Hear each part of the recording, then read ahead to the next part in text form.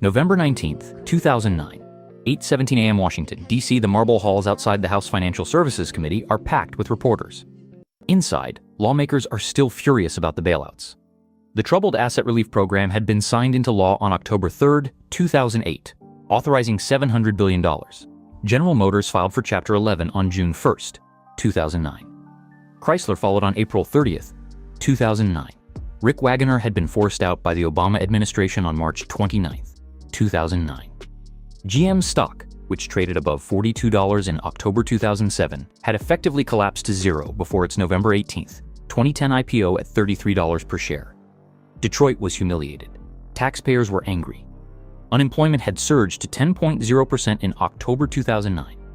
And yet, parked 3 blocks from the Capitol that morning, idling beside a row of black Suburbans, sat a $1.5 million Bugatti Veyron. 16 cylinders, 4 turbochargers, top speed, 253 miles per hour, legal in the United States. That's the contradiction. In a country that bailed out its largest automakers for building gas-guzzling SUVs and mismanaging capital, you could still walk into a dealership and order a machine capable of doubling every legal speed limit in the nation. Why? Why are supercars legal in the United States at all? Why does a country that regulates emissions down to decimal points, that mandates airbags, crash tests, fuel economy standards, and recalls millions of vehicles for minor defects, still allow street-legal machines capable of 200+ miles per hour? The answer is buried in decades of lobbying, loopholes, and a philosophy embedded deep inside American capitalism. And it starts long before the Veyron ever touched American soil. In the summer of 1973, Detroit, Michigan, 3 a.m. The assembly lines at Ford's River Rouge plant are still humming, but something is wrong. The oil crisis is brewing. On October 19th, 1973, President Richard Nixon would announce gasoline rationing measures. OPEC's embargo would choke supply. Fuel prices would skyrocket. Inside Ford's glasshouse in Dearborn, executives are panicking. Henry Ford II had built an empire on displacement and chrome. Now, suddenly, horsepower looks irresponsible. By 1975, Congress passes the Energy Policy and Conservation Act, creating Corporate Average Fuel Economy Standards, CA.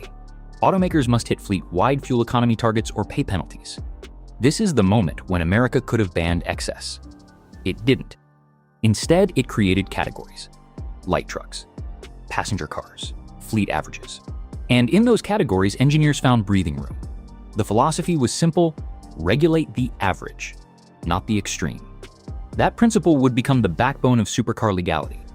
Fast forward to March 27th, 1987. Washington, D.C. President Ronald Reagan signs the Imported Vehicle Safety Compliance Act. It was meant to close a loophole that allowed gray market imports, European spec cars brought into the U.S. without meeting federal safety standards. In the early 1980s, wealthy Americans were importing Porsche 959S and Ferrari F40S before official certification. The government cracked down. But here's what they didn't eliminate. They created the show or display exemption. Under specific conditions, certain historically or technologically significant vehicles could be imported and driven up to 2,500 miles per year, even if they didn't meet full federal standards. It was a compromise, not a ban. And compromises are where supercars thrive. In 1990, the Clean Air Act amendments tightened emissions standards further. Catalytic converters improved. Onboard diagnostics became mandatory. The Environmental Protection Agency sharpened its teeth. At the same time, Wall Street was roaring. On December 4th, 1995, the Dow closed above 5,000 for the first time. The tech bubble was inflating. Money was pouring into the hands of a new elite. Automakers noticed. In Maranello, Italy, executives at Ferrari understood something fundamental about America. Speed isn't just tolerated, it's mythologized. From the Autobahn envy of the 1960s to the muscle car wars between Ford and Chevrolet, America equated horsepower with freedom. Even after the 1973 oil crisis, the mythology survived.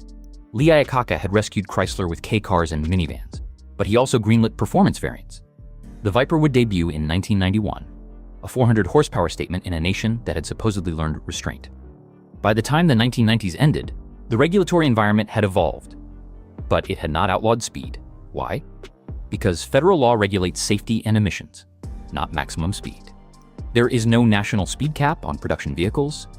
Manufacturers voluntarily limit top speeds, often to 155 miles per hour, due to a 1987 gentleman's agreement among German automakers like BMW, Mercedes-Benz, and Audi. But that agreement was voluntary. and irrelevant in the US. If a car passes crash tests and emission standards, its top speed is legally irrelevant. That's the loophole. And supercar manufacturers engineered around it with surgical precision. On September 15, 2008, as Lehman Brothers collapsed, Volkswagen Group, owner of Bugatti, was deep into development of ever faster variants of the Veyron. Ferdinand Piëch, Volkswagen's chairman, had staked his legacy on building the fastest production car in the world. In 2005, the Veyron 16.4 was officially launched with 1,001 horsepower. Piëch didn't build it because it was practical. He built it because he could. That is the God complex of modern automotive executives. The same mindset that led General Motors under Rick Wagoner to chase market share obsessively through the early 2000s, CE, until the company lost $38.7 billion in 2007 alone, also fuels hypercar development. Power is addictive. But here's where it gets darker. After the financial crisis, as the US government bailed out Detroit, it did not impose horsepower caps. It did not restrict performance vehicles. It did not legislate maximum speed. It focused on emissions and fleet efficiency. Because America's regulatory philosophy is rooted in market freedom. In the 2010s, under President Barack Obama, corporate average fuel economy standards were raised aggressively. By 2012, new rules required fleet averages of 54.5 miles per gallon by 2025, later revised. Automakers lobbied heavily. The Alliance of Automobile Manufacturers pushed back, arguing costs would skyrocket. But again, the law applied to fleets, not individual halo cars built in tiny numbers. Ferrari, Lamborghini, McLaren, they produce limited volumes. The regulatory burden spreads across global operations. Fines are manageable. Engineering solutions are expensive but feasible. And the buyers. They don't care about fuel economy. They care about dominance. In Manhattan, Miami, Los Angeles, supercars aren't tools. They are declarations. Status anxiety fuels demand. The fear of being invisible in a culture that measures success in square footage and social media impressions. A 700 horsepower Lamborghini Aventador doesn't just move fast, it announces arrival. And American law allows it because American law protects expression through commerce. There is no constitutional right to a 211 Menif McLaren 720S, but there is a cultural right to pursue excess. In 2015, when Volkswagen's emissions scandal exploded on September 18th, the EPA revealed that VW had installed defeat devices in diesel engines. Billions in fines followed. CEOs resigned. Stock prices plunged. Yet performance gasoline vehicles remained untouched. The regulatory hammer fell hardest on deception, not speed. Because speed itself is not illegal, only how you use it is. That distinction is everything. The United States does not criminalize capability. It criminalizes behavior. Drive 200 miles per hour on a public highway and you'll be arrested. Build a car capable of 200 miles per hour and sell it legally. Perfectly fine if it meets federal safety and emissions standards. It's the purest expression of American capitalism. Capability is permitted. Responsibility is outsourced to the individual. And that philosophy creates a market for machines that exceed every practical need. In 2019, Bugatti unveiled the Chiron Supersport 300 Plus, capable of exceeding 300 miles per hour in testing. Though production models were electronically limited, the message was clear. Boundaries are meant to be broken. And in America, breaking boundaries sells. The deeper layer is political. Automakers are powerful lobbyists. According to Open Secrets, the auto industry has spent hundreds of millions on lobbying over the past decades. Regulations are negotiated, not imposed in a vacuum. Supercar volumes are tiny. They pose negligible statistical impact on fuel consumption or national safety data.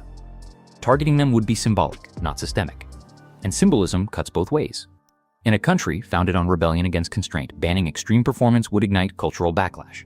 So regulators focus elsewhere. Meanwhile, the wealth gap widens. After the COVID-19 market crash on March 23, 2020, the Dow hit 18,591.93. By the end of 2021, it soared past 36,000. Asset inflation created new millionaires. Stimulus money flowed. Stock options vested. Luxury and supercar sales surged.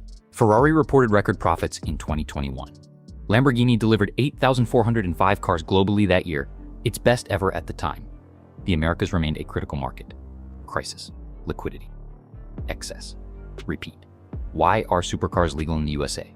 Because America is structurally designed to allow extremes. The same nation that let banks leverage themselves into collapse in 2008 also allows private citizens to own 800 horsepower machines.